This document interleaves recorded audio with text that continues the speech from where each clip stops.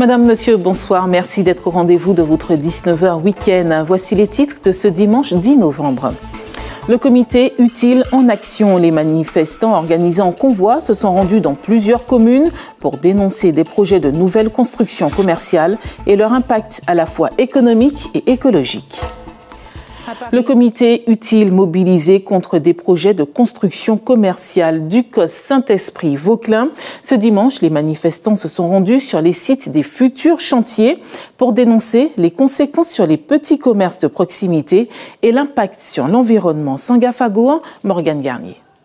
Madame Boatana, je dis que l'esprit des anciens, l'esprit de l'Afrique est là, présent. C'est avec le soutien d'un invité surprise que le convoi pour dénoncer les nouvelles constructions de surfaces commerciales en Martinique est lancé.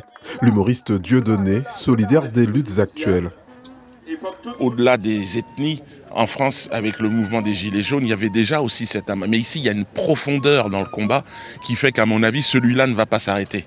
Parce que la France ne veut pas les choses en face. Enfin, la France, les élites blanches corrompus qui travaillent avec les béquets. Et pour le comité utile, à l'origine du convoi, les nouveaux projets commerciaux sont de nature à amplifier les problèmes que connaît aujourd'hui la Martinique. Situation de monopole économique, asphyxie des petits commerces et absence de véritable concurrence. Ici, c'est un projet de construction d'une zone commerciale de 22 000 m² qui est dénoncé.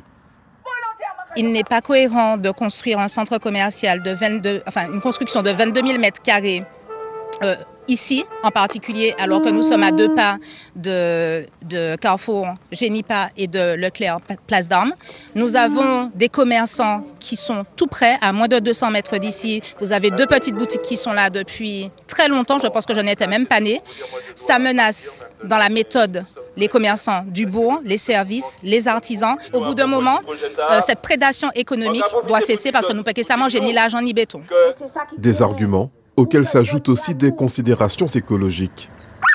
Les zones tampons comme ça permettent justement d'absorber de grandes quantités d'eau pour pouvoir les reverser progressivement. En enlevant cette zone humide, c'est des innovations pour ceux qui sont en aval du projet. 13 organisations se sont associées au mouvement et la cause est aussi défendue par certains travailleurs de la terre. Un agriculteur, pour s'installer, lui faut minimum 1 hectare. Donc ça veut dire là on peut installer 2 agriculteurs et faire de la production suffisamment importante pour qu'ils puissent continuer à alimenter la production locale. Mais là, quand on met un supermarché dessus, c'est mort. On va continuer à alimenter les conteneurs qui arrivent et on va passer de 18 à 10% de production locale. Avec 8 hypermarchés et 51 supermarchés, la Martinique compte en effet parmi les territoires français les mieux dotés en termes de commerce d'alimentation.